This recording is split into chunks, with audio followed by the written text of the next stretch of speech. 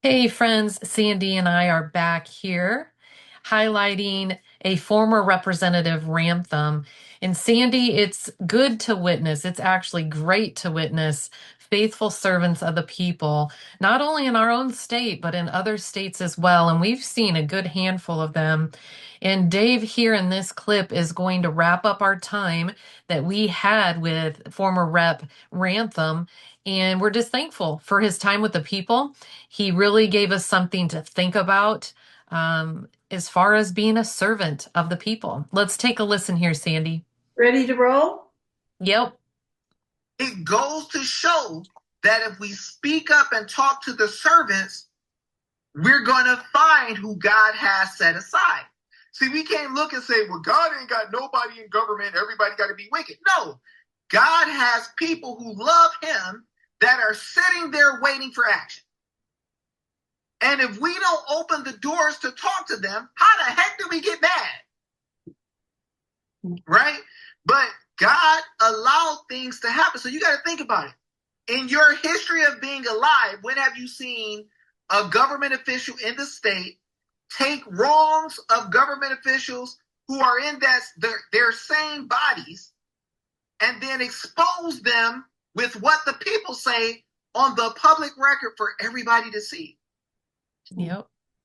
He did. Like, this is the type of stuff where you know God exists. And you got to think, let's just be real, y'all.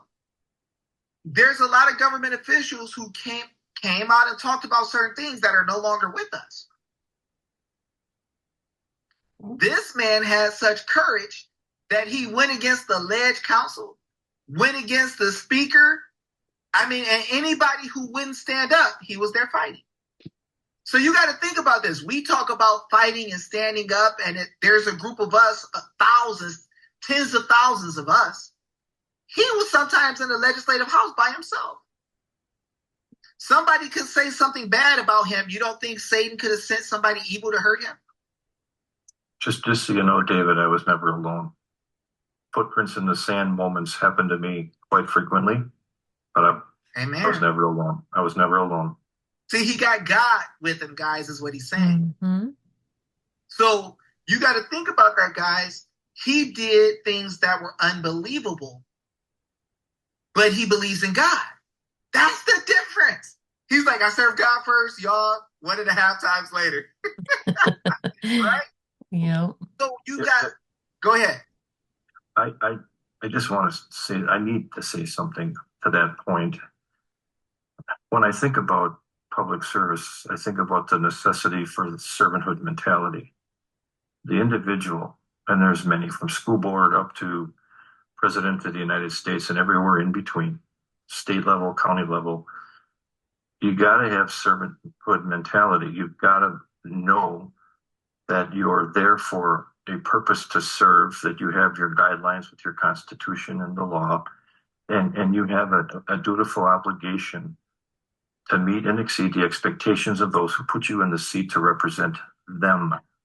You don't work for yourself. You don't work for the party. You don't work for the status quo. You don't work for the favor. You work for the people. Yep. And we don't have enough of that in government. So Say it. Sorry. So here Mm-hmm. we go. So this is what we have going on. So he just got done talking about government officials to be servants. So this is what, listen to what he says again. This is what you should be looking for in your people who are running to be elected as a servant for the people before you cast your ballot. Thanks again for listening, and stay tuned. Jill and I will be bringing you more information on a lot of different subjects in the future. Have a nice day.